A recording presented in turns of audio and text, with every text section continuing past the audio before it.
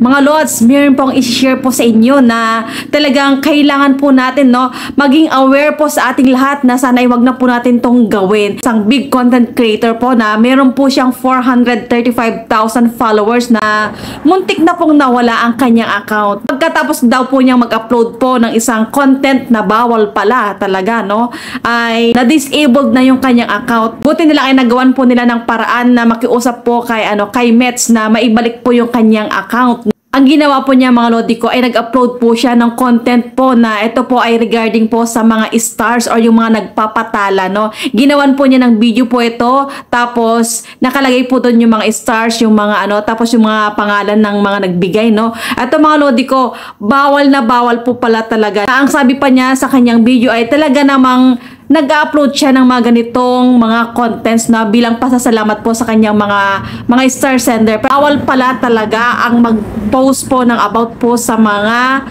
star sender, no? Kaya sa mga gumagawa po ng mga contents po na nagpapasalamat po sa mga star senders, itigil na po natin kasi nga po eto, mga Lodi, muntik na talaga. Buti po ay nabawi po niya. Nasabi po ni Meta ay mag-ingat na lang daw kasi nga yung violation po niya na yon ay yung bait, yung nanghahatak mga tao, no, na i-follow kanila, yung ganun. So bawal po, mga Lodi ko, yung pag-post talaga ng mga stars, no, yung mga nagbibigay ng mga stars. Okay na po yun, yung magpasalamat ka na lang sa papagitan po ng pagme-mention, yung ganun, pwede po yun, or dun mismo sa live. Ito po ay talagang ginagawa po niya talaga na ngayon lang po siya na-trace po ni Facebook. O ayun, mga mahal ko, ingatan po talaga natin kung ano po yung mga bawal po ay wag na po natin gawin kasi nga isang iglap po talaga, mga Lodi, pag yan talagang na padami na po tayong violation.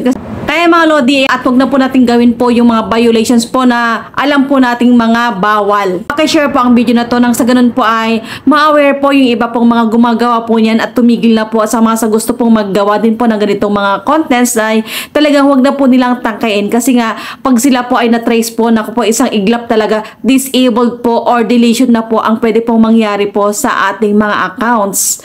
Ayan, mga Lodi ko, sana po ay nakatulong.